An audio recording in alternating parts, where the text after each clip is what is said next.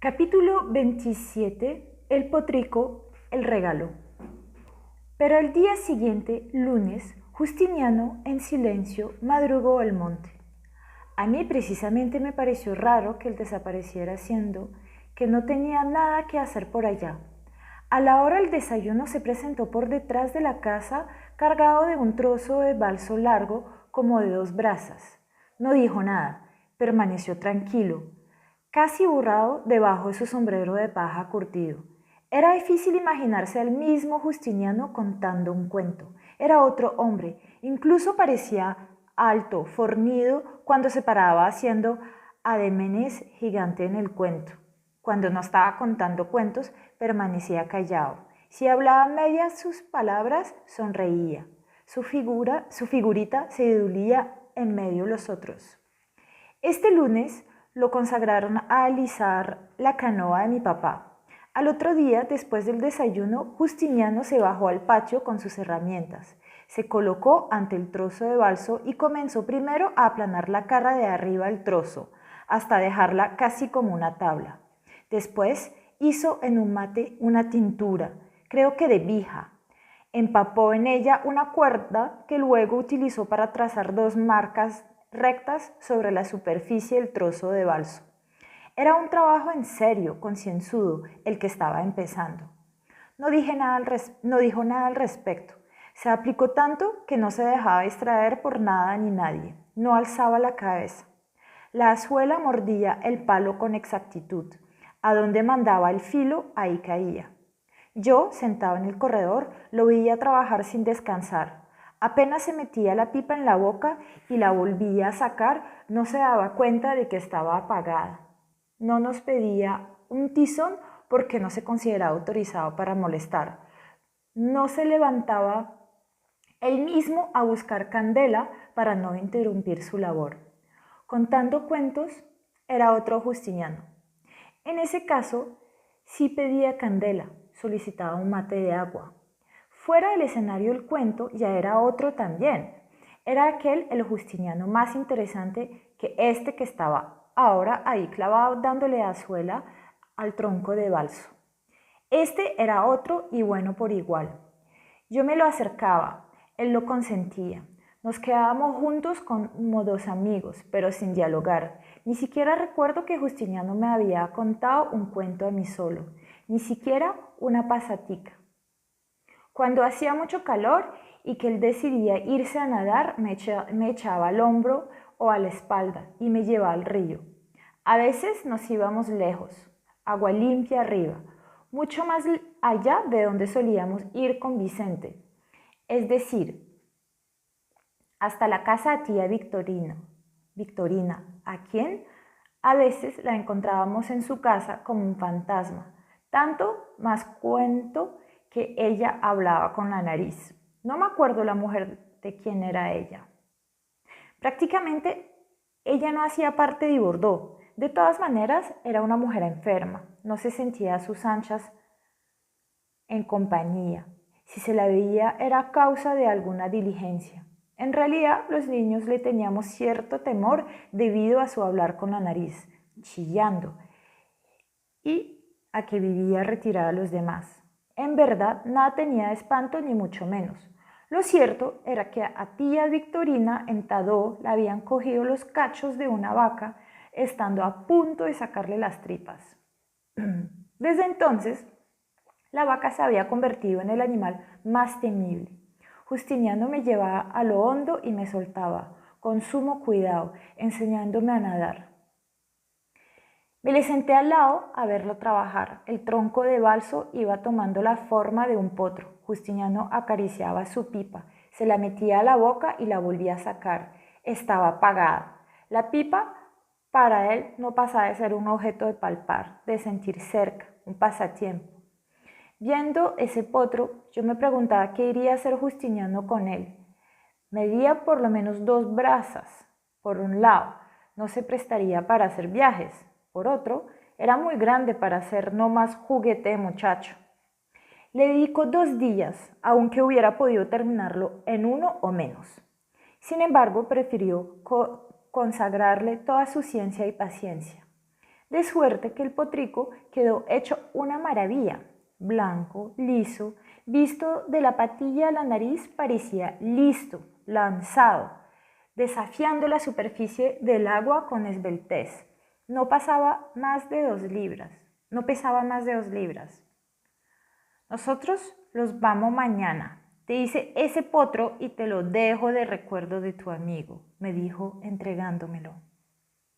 Mi papá preparó una frasquera con queso, panela, leche, sardinas, tabaco, arroz, manteca, sal, bien envuelta en papel, una camisa nueva. Me entregó todo eso a mí para que yo mismo lo ofreciera a Justiniano en prueba de mi agradecimiento.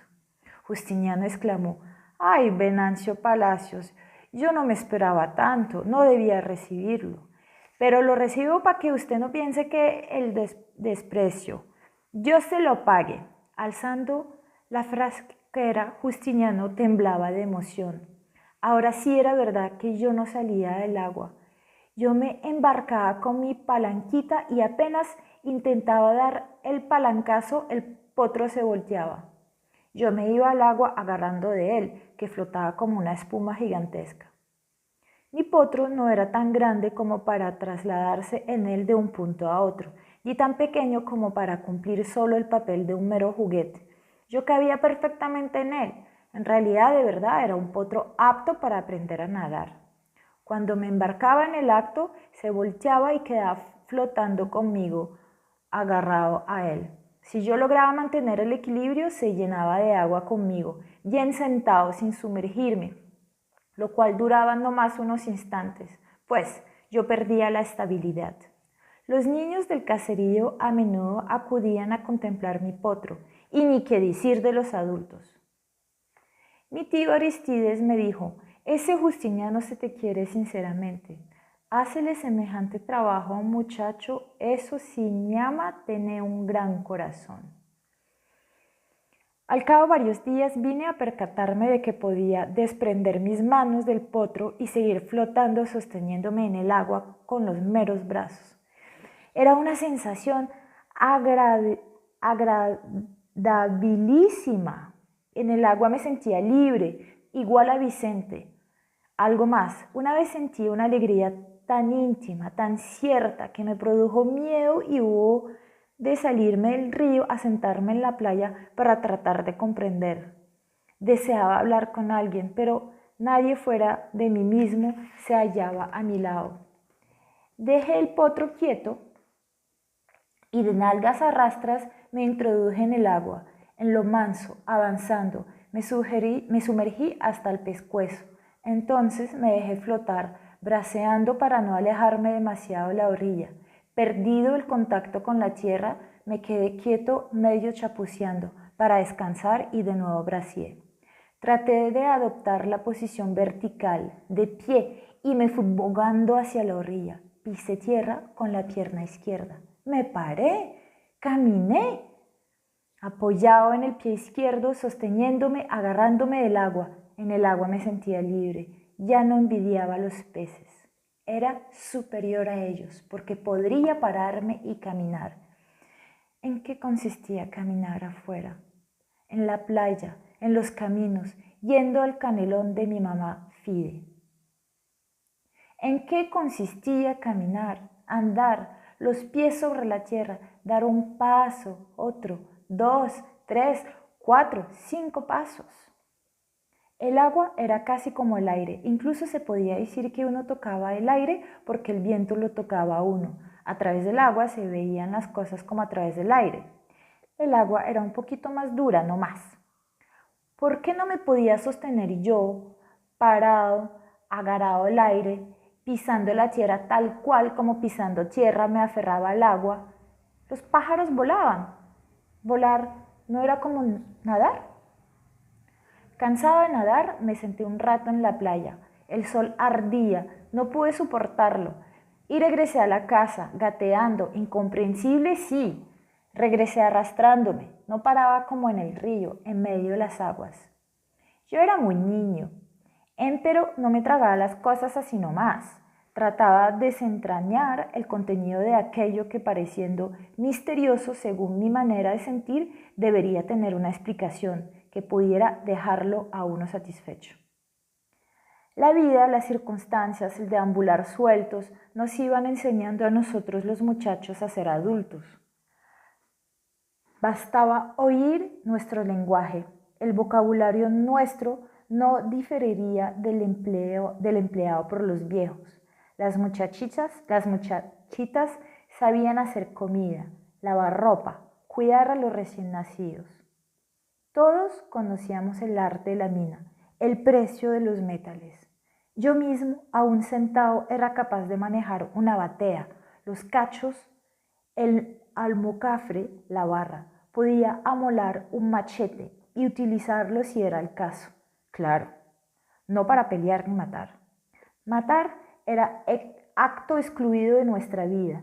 Sin embargo, había regiones legendarias en el Chocó desde las cuales solían llegarnos noticias tenebrosas. De pronto, causaba estremecimiento el comentario de que en Taducito unos indios emborrachados con chicha habían desatado una matanza en un tambo. En San Juan habían macheteado a no sé quién.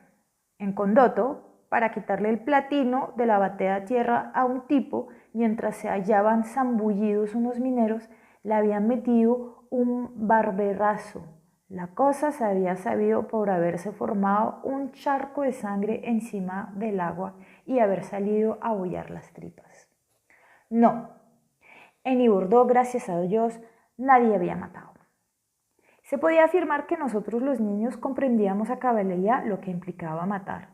Tratábamos de estar al tanto de cuánto nos rodeaba. Oíamos decir o veíamos. Meditábamos tratando de comprender. Nos manteníamos ávidos de escrutar y cuando descubríamos algo sensacional, callábamos. Ese mutismo prolongaba el goce íntimo y protegía frente a la imprudencia. Yo guardé, pues, en absoluto silencio, envuelto en un manto de alegría, el hecho de haber caminado en el agua, preludio de la posibilidad de caminar en tierra firme, fuera del agua. De ahí en adelante, opté por irme solo al río, a contestar por la enésima vez, a constatar por la enésima vez mi experiencia o mi vana ilusión.